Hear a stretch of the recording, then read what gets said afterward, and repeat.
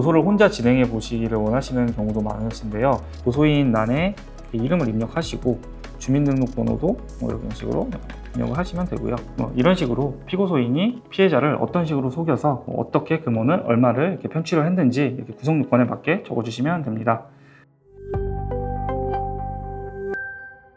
안녕하세요, 김종인 변호사입니다. 오늘은 고소장 작성하는 방법에 대해서 한번 이야기를 해볼 건데요. 고소를 하실 때 변호사를 통해서 하실 수도 있지만 사건이 매우 경미한 경우도 있고, 그리고 변호사를 선임하시기에는 조금 비용이 부담이 된다 하는 경우에는 고소를 혼자 진행해 보시기를 원하시는 경우도 많으신데요. 이런 경우에 제가 좀 도움이 되시라고 고소장을 작성하는 방법들 한번 설명을 드리고, 또 한번 같이 써보기도 하면서 설명을 드려보도록 하겠습니다.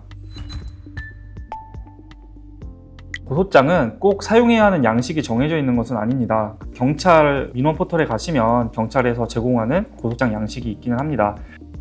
실제로 변호사나 많은 형사 사건을 진행하는 법무법인이나 이런 곳들에서는 이 양식 그대로 사용하는 경우는 많지 않고 자체 양식을 많이 사용하는 편이기는 합니다. 그런데 혼자 사건을 진행하실 때는 이 양식을 사용하는 게 그렇게 나쁘지는 않다고 생각이 드는 게, 경찰에서 제공하는 고소장 양식을 사용을 하시면 그래도 꼭 필요한 부분들은 다 들어가 있기 때문에 기본은 갖춘 고소장이 될 수 있다는 생각은 들고요. 또 아무래도 수사관 분들도 이 양식을 많이 접하시기도 하고 사용하시기도 하기 때문에 또 수사를 하실 때 이 고소장을 보시고 좀 편하게 사용하실 수 있지 않나 하는 생각이 들어서, 혼자 사용하시거나 아니면 처음 사용하실 때는 이 고소장 양식을 사용하셔도 나쁘지는 않다는 생각이 듭니다. 경찰 민원 포털에 가셔서 고소장 양식을 받으시면 화면에 보이는 것과 같은 양식을 받아보실 수가 있는데요. 일단 첫 페이지를 보시면 이렇게 고소장이라는 제목이 있고, 그 다음으로 고소인, 피고소인 정보를 입력하는 입력란이 있습니다. 그래서 이 부분에 대해서 한번 같이 써보면, 고소인 란에 이름을 입력하시고 주민등록번호도 이런 식으로 입력을 하시면 되고요. 그 다음에 주소도 서울 강남구 이런 식으로 테헤란로 세부 주소를 입력을 해주시면 됩니다. 그래서 나머지 부분들도 정보에 맞게 입력을 해주시면 되고, 피고소인 란도 한번 작성을 해보면 저희 PD님 성함이신데 이걸 입력을 이렇게 이런 식으로 할 수가 있고, 주소도 알고 계신 선에서 이렇게 입력을 하시면 됩니다. 그런데 이제 피고소인에 대한 정보는 전부 다 알고 있는 경우가 많지 않기 때문에 알고 계신 부분까지만 입력을 하시고, 대신에 이 기타 사항에다가 수사기관이 피고소인의 신상을 특정할 수 있도록 좀 도움을 주시는 의미에서 피고소인의 성별이나 남자다, 키가 180 정도 되는 보통 체격이다, 이런 것들을 추가로 입력을 해주시면 됩니다. 그 다음 부분은 고소 취지 부분인데요. 고소 취지는 고소장을 통해서 달성하고자 하는 목적을 작성하시는 부분이라고 생각하시면 쉽습니다. 제가 저번 영상에서 민사소송에서도 청구 취지 부분이 있고, 청구 취지 부분은 민사소송을 통해서 달성하고자 하는 목적, 그래서 주문, 결과가 되는 것을 작성하는 부분이라고 설명을 드렸었는데요. 고소장도 조금 비슷하게 이 고소장을 통해서 어떤 결과를 내고 싶은지 그 부분을 써주시면 됩니다. 그래서 예를 들어서 피고소인을 형법상 사기죄로 고소하오니 처벌하여 주시기 바랍니다. 그래서 원하는 이런 부분을 써주시면 됩니다. 그 다음으로 범죄사실 부분이 있습니다. 범죄사실 부분은 범죄 구성 요건에 맞게 작성을 해주시는 부분입니다. 예시를 한번 들어드리자면, 피고소인은 2024년 9월 16일 10시 서울 강남구 역삼동에 위치한 스타벅스 카페에서 고소인과 만나 자신에게 투자하면 큰 수익을 얻을 수 있다고 하면서 피해자로부터 1억 원을 송금 받았다. 그러나 고소인은 액을 용도로 사용하고 피해자가 불안을 요구하자 인정하였다. 이런 식으로 피고소인이 피해자를 어떤 식으로 속여서 어떻게 금원을 얼마를 이렇게 편취를 했는지 이렇게 구성 요건에 맞게 적어주시면 됩니다. 그래서 이 범죄 사실에는 일시, 장소, 범행 방법, 그래서 어떤 결과가 있었는지 이런 것들을 특정하여 기재를 해주시면 되겠습니다.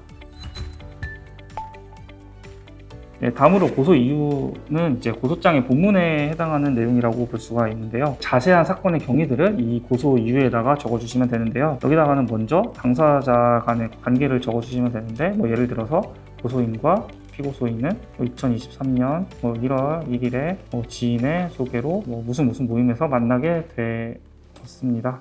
뭐 이런 식으로 뭐 이런 것들을 뭐 자세히 풀어서 쓰시면 되고, 목차를 조금 보기 편하라고 잡고 있는데 사실 안 잡으셔도 상관은 없습니다. 시간 순서대로 어떠한 일들이 있었는지를 자세히 설명을 해주시면 되는데, 뭐 예를 들어서 뭐 피고소인과 고소인이 언제 처음 만나서 그 다음에 뭐 친해지게 된 다음에 어떤 카페에서 만났는데 그때 뭐 투자하면 큰 수익을 얻을 수 있다고 말을 해서 돈을 송금을 하게 되었다. 근데 그 다음에 뭐 알고 보니까 지인으로부터 이 사람이 사실은 직업도 없고 여러 사람으로부터 받은 돈으로 사치를 하면서 생활을 하고 있다, 이런 제보를 받아서 이 돈을 돌려달라고 언제 요청을 했더니 갑자기 이런 저런 핑계를 대면서 계속 회피를 했고, 그러다가 뭐 몇 달이 지나고 나니까 갑자기 그때부터는 핸드폰 번호를 바꾸고 연락도 되지 않았다. 예를 들면 이런 식으로 자세한 사정들을 이 부분에다가 적으시면 되겠습니다. 그리고 사실 이 부분에 대해서는 적어낼 일이 많지는 않은데, 우리 사건에 부합하는 판례나 법조문이나 아니면은 기존의 뭐 법리적 해석이나 논리 같은 것들도 적어야 한다면 이 사건에 대한 뭐 의견 이런 식으로 하셔가지고 적으실 수도 있는데, 사실 이러한 의견까지 적어야 되시는 경우에는 혼자 하시기가 조금 어렵기 때문에 변호사와 상담을 하시는 것도 좋은 방법이라고 생각이 됩니다. 다음으로 증거자료 부분인데, 이 부분에는 고소인의 진술에 제출할 증거가 없는 경우에는 아무래도 사건 성립이 어렵기 때문에 입증 자료들을 확보를 하셔서 진술에 제출할 증거가 있습니다. 이 부분에다가 체크를 해주셔야 되겠고요. 뒷부분에다가 입증 자료들을 첨부를 해서 제출을 하시면 되겠습니다. 그 다음에 관련 사건의 수사 및 재판 여부, 이 부분은 중복 고소를 하시면 안 되기 때문에 없습니다. 부분을 체크를 하셔야 되겠고, 관련 형사사건이나 민사소송이 있는지 유무에 대해서 사실 그대로 좀 체크를 해주시면 되겠습니다. 그래서 이렇게 하시면 전체적으로 고소장 작성이 완료가 되시게 되고, 맨 마지막 부분에 날짜와 서명 날인을 하셔서 제출을 하시면 되겠습니다. 원칙적으로는 범죄가 일어난 장소나 아니면 피고소인의 주소지를 관할하는 경찰서에 제출을 하시면 됩니다. 그 피고소인의 주소를 모르는 경우에는 고소인의 주소지를 관할하는 경찰서나 혹은 고소인과 가까운 곳에 있는 경찰서에 접수를 하실 수도 있는데요. 이런 경우에는 전략적으로 이렇게 진행하는 경우도 있고 하기 때문에 한번 변호사와 상담을 해보시면 좋을 것 같습니다.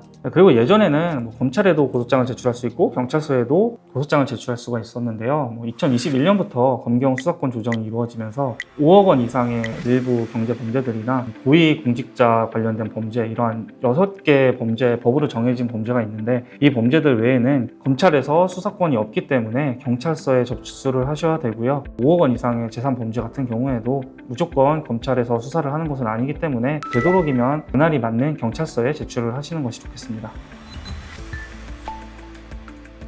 일단 원칙적으로 형사 절차에서는 되도록이면 서면 증거로 내기를 원하시기 때문에, 예를 들어 계약서, 카카오톡 메시지, 문자 메시지 이런 것들이 있다면 고소장 뒤에 캡처를 하거나 정리를 하셔서 서면으로 내주시는 것이 좋습니다. 그리고 영상이나 이러한 증거 자료들도 USB에 담거나 아니면 CD에 담으셔서 서면에다 붙이셔가지고 이렇게 내셔도 되고, 이렇게 제출하시는 것이 좀 어려우시다 하시는 경우에는 어차피 이제 고소장을 제출한 다음에 수사관이 피의자에게 연락을 하기 전에 고소인을 불러서 피해 진술을 듣기 때문에 그때 직접 가셔서 USB나 CD나 이런 것에 담으셔가지고 제출을 하셔도 되고, 혹은 수사관님들과 소통을 하셔가지고 이메일 주소를 받으셔서 이메일로 제출을 하시는 방법도 있습니다. 그리고 녹취록 같은 경우에는 그냥 녹음 파일을 내시거나 아니면 녹음 파일을 직접 받아서 적어서 내시거나, 이런 경우에는 증거의 효력이 없기 때문에 꼭 이제 속기사무소에 가셔서 녹취록으로 만드신 다음에 그 녹취록을 내셔야 증거로 사용될 수가 있겠습니다.